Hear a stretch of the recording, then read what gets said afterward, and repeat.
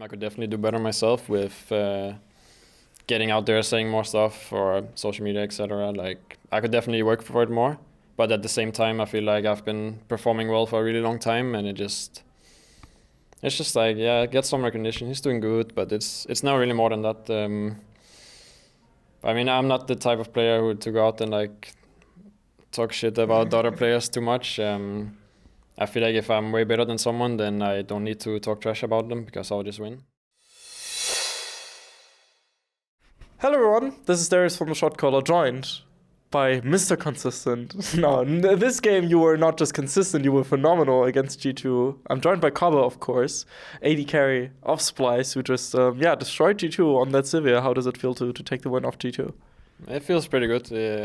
We're in a quite tough situation, or we were until today, because it's really close in the standings and we want to make playoffs, but with this win, now we can aim to go higher than just making playoffs. Like we want to look for a third or potentially second seed, even if that's still looking hard. But yeah, I would say I had a pretty good performance, a bit better than consistent. So happy about that one. Now, as you mentioned before, a lot of people mentioned this as well. The ADC broadcast mentioned it. The remaining schedule of Splyce was looking like the toughest one out of all the teams that were competing for playoffs. Now, of course, taking up the win gets you in a much more comfortable position, and basically now you can enter the remaining games with the mindset that you don't need to be scared of any other opponents, right? Mm-hmm. I mean, that's how we go into most games. I mean, I think it suits us kinda, because before we were like, okay, we have 2 games that we really have to win, and this one was like kinda, okay, we don't have to win, but it would be nice. So there's like less pressure and underdog mentality, and that stuff like really helps you. So what exactly went right in this game against G2 in particular? I think we got the draft we wanted, and I mean, our matchup bot didn't go too well. We didn't play too well early, but we got some good advantages top, and mid and jungle were playing well. I think we were playing fine, and the game was like pretty stable. We got some Infernal Drakes, and slowly we just outscaled them really hard because Sivir is uncontested in the late game, basically, when they don't have tanks. So I just walk up, hit, and they're half HP. So it's the classic. We tried to play out the game properly, but we knew we outscaled as well. So. Were you worried at certain points of the game when G2 was like catching people like Chachi at one point, or still fighting at times, and it seemed like it was a lot more even than everything up until that point? Or were you always kind of comfortable in the driver's seat? I was pretty comfortable because I feel like whenever they were catching someone out, we were getting someone, like either we were catching someone or we were getting something cross map. And like the game was still fine even if they get 1 kill. If they can't translate it into like a tower or a Baron, then it doesn't matter too much. But we knew what we had to do, so it was kind of chaotic, a lot of fighting, a lot of kills, but I would say we were kind of in control. Yeah. Your matchup against Pax in particular, you said didn't go too well, but still overall, of course, it's a whole different ball game, laning phase in particular with those champions. But what did you make of Perks's AD carry performances split overall so far? I mean, I think he has a good understanding of laning phase, but it also helps he's playing with Mickey, who's one of the best laning phase supports we have. So I think there he does really well. There's like certain AD carry things that he needs to learn. But I would say he has a pretty good grasp already and performs pretty well. But I know what kind of issues he have, or like kind of discipline is a thing, not just as a team, but especially as AD carry you need. And you have to be less cocky in the role. And sometimes you just have to sit back and say, I don't have to show that I'm better than you right now, but maybe in 10 minutes I'll show it. And stuff like this takes really long time to learn, but he's doing a pretty good job. Like for our matchup, I think we should have the winning end, but we are playing a lot to top side. But that's still not an excuse. Like we should at least go even, but we're falling down some CS. So yeah, they played that pretty well. But in later game stages, I see him caught out a lot, which is also classic for people who are not so used to AD. So yes, certain issues, but I would say he's doing pretty good overall. Yeah, definitely. I was reminded of his mid lane mentality of sorts in the game against SK when he jumped in to kill Crownshot and then was like, oh wait, AD carries don't have a way to get back, like LeBlanc does, for example, any of the Assassin champions. Yeah, exactly. Like sometimes you just have to play really, really safe, even if you don't want to. And he walks up a lot when he shouldn't, or walks too far, more than you can. So you just gotta know your limits, and that comes with time. So what do you make of Splyce as a team, like in terms of identity and everything? Because, for example, last game against Schalke, it felt like Schalke was, in a very good situation, and then they decided to do the very risky Baron, which ended up perfectly for you guys. Not only do you get the Baron, but you also get the ace, so it was just complete game swinger there. But it feels like watching Splyce that you guys are less or a bit more reserved than other teams, and take a bit more stay back row, and then the whole meme about like late game Splyce comes around. What do you make of that? I think on our stage games we have usually a really good early game, and we get first blood in most of our games, mainly from bot lane or jungle. And I think in the mid game is where we tend to slow down and not really play at the same pace we do in scrims. We tend to play a bit slower. So I would like that to be improved, because then you avoid all of these games just going later on. It's simply just because if the team is not good enough to close out, like if you play it perfectly, you get an early lead, then you should be able to close in like less than 30 minutes. But that's pretty hard. Like it's hard to play perfect. It's not like we don't just want to play the rest of our lives only scaling. Sometimes it's good to have as plan B, but we definitely try to not just focus on that. Now, one last thing to focus on now at this point is, of course, playoffs. In particular, is any team that you would really like to face in a best of 5 scenario from the teams right now? I would say I'm pretty comfortable against most of them. I mean, there's not really anyone I would like to play against. I don't really have much rivalries right now. G2 would be fun, but I would say I would hope for that later than the quarterfinals. So I'll just take whoever comes.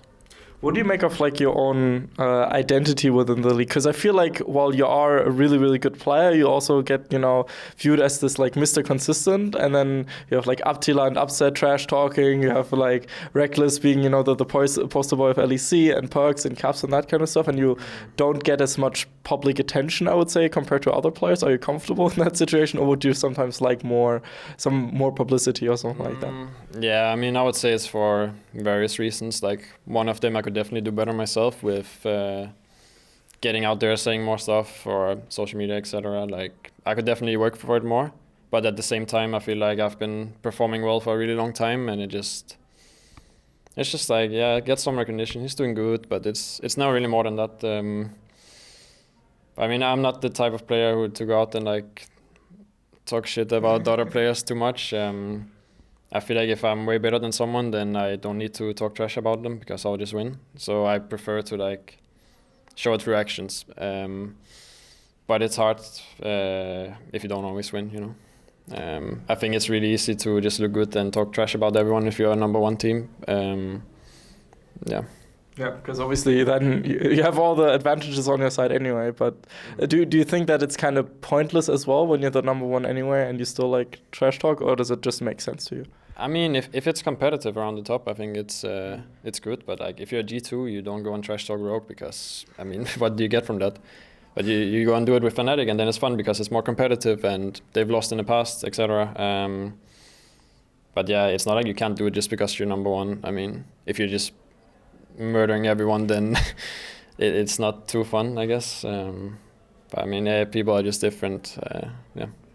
It's funny because like I feel like your and Wonder's online personas are like completely different ends on the spectrum, kind of. Like with Wonder, I rewatched the karaoke thing he did the other day, and like that is holy crap, man. Yeah, I was there to witness it, and I was speechless. I didn't know he had this talent. Yeah. But it was one of the funniest moments I've been a part of. So. Making up lyrics, it felt like on the fly as well. Like he's actually 200 IQ lyric writer as well. Yeah, I mean, we used to, like back in the old Splyce, like we would talk trash about a lot of people, and the difference was just that Wonder's like, hey, should I go and tweet this? And I'm like, oh, it's so good, but it's also really toxic. So I'm a bit too scared to do it, but then he ends up doing it instead. But we're still not really the same in terms of that. I think he's a bit more cocky and trash talking than I am. So. That's fine. Everyone does their thing, of course. But is there anything you would like to say to the Splyce fans out there? thank you so much for still supporting us I've been here for 4 years now, and I know it hasn't been a title yet, but I'm doing my best every single day, and I really hope we can bring it home at some point. So just keep cheering for us, and we'll look to win everything soon. I mean, bronze medal, silver medal, world's performance. I mean, there's like some title or like some trophies in your trophy cabinet. Yeah, I mean, I just really appreciate it, because maybe Splyce doesn't have the most fans of any org, but there's definitely some who are very loyal, and I've seen on Twitter, and like they've been around for many years. So I really appreciate all of those, and like the local supporters as well. I have a friend group here today who I started playing League with like in season 1, and that was pretty cool as well. Damn, so like you can go back and go, yeah, look where I am now, and you guys are stuck in silver or diamond. I don't know. Yeah, silver. Oh, Jesus Christ. Okay, that's a bit of a difference. So what made you different from that group of friends then? I mean, it was just how I started playing League. We were playing like 5 or 6 people together. It's like a childhood friend group from Denmark who I still talk to today. And I was performing better than them. And then it got a bit too boring to just play normal, so I started playing ranked, and that's when it took off. And they tried to do the same, but it didn't really go so well for them. Story of my life, at least in League of Legends. I thought it get some yeah. Different topic. A hashtag for the people that watch until the end. Don't give me Splyce win, like no Splyce. No Splyce? No Splyce win, no. Hashtag pizza severe. Hashtag pizza severe. That's a good hashtag for sure. I mean, my friend group was here. We listened to some Danish music called Pizza Gang, which is really trash, but we like it a lot. Pizza Gang? It's called Pizza Gang, yeah, and it's in Danish. So that when I was choosing my skin, I was thinking, okay, they're here to watch today. Do I take my usual skin, or do I go for the pizza delivery? And that's when I took the pizza one. So hashtag Pizza Gang. Hashtag Pizza Gang for all the people that watched until the end. That's a really cool little thing. Yeah. Best of luck to you, of course, and hopefully playoffs. Let's see whether you guys can qualify. It's pretty safe at this point, but there's still some scenarios probably where you can fall out. But we just need one more win, and then we're safe. So 100%. So okay. So anyway, best of luck to you. Make sure to follow Kobbe on Twitter. Do you stream? No. Yes. Not really at the moment. It's been a while. Okay. But do you use Instagram? Yeah, I do. Okay, then Kobbe on Instagram as well. It's called Kobbe lol on Instagram, I think, but just Kobbe on Twitter. Okay, I'm pretty sure that if you put in Kobbe on Instagram, it should be able to find it. You have a couple thousand followers, so it should be okay. No? I don't have that many. I don't use Instagram too much, but I'm trying to. Now it's a good motivation for you to use it after all. Mm-hmm. Exactly. That's true. So, Kobbe on Twitter, Kobbe lol on Instagram. Make sure to follow him, and of course, this was Darius from the Shotcaller. I hope you guys have a good day. Hashtag Pizza Gang for the people that watch until the end, and see you guys in the end. Bye. Hey everyone, unfortunately we still don't have a sponsor, so we do really rely on you guys supporting us on Patreon. So we'd especially like to thank Krzysztof Bujnovic, Thomas Göttel, Etienne, Erich Althaus, Lazy Raven, Lama Vyuta, and Adam Novosviat for your support, and of course all the names of the people you see scrolling past you right now. It is genuinely truth when I say that without you this wouldn't be possible right now, so we really do appreciate it. Thank you.